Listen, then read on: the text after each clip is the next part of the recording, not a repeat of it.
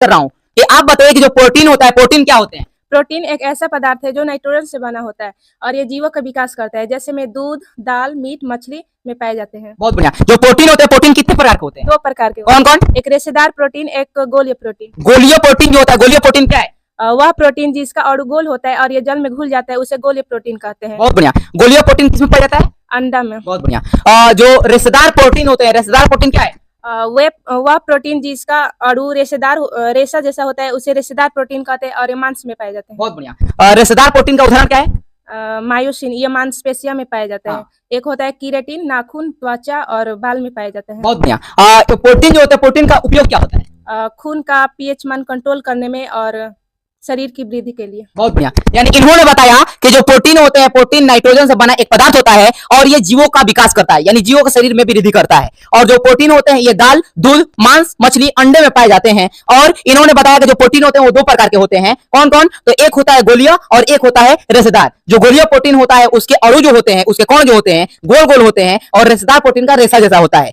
गोलीय प्रोटीन का उदाहरण जो होता है, गोलीय प्रोटीन का उदाहरण एल्बुमिन है जो अंडे में पाया जाता है। और रेशेदार प्रोटीन का उदाहरण जो होता है मायोसिन और केराटिन है जो मांस में पाए जाते हैं। आप बताइए कि जो रदरफोर्ड का अल्फा कर्व का प्रक्रिया है वो क्या है? रदरफोर्ड ने जब सोने के पत्र पर अल्फा कण को गुजारा तो उसने देखा कि कुछ कण पत्र के इधर ही रह गए और कुछ टकराकर उधर चले गए और कुछ विचलित हो गए। इसे ही रदरफोर्ड का अल्फा कण का प्रक्रिया कहते हैं। बहुत बढ़िया। उसने फिर क्या बताया? और रदरफोर्ड ने बताया कि धातु का अधिकांश भाग खोखला होता है, इसी कारण प्रकाश उस पार चले जाते हैं। और रदरफोर्ड ने ये भी बताया कि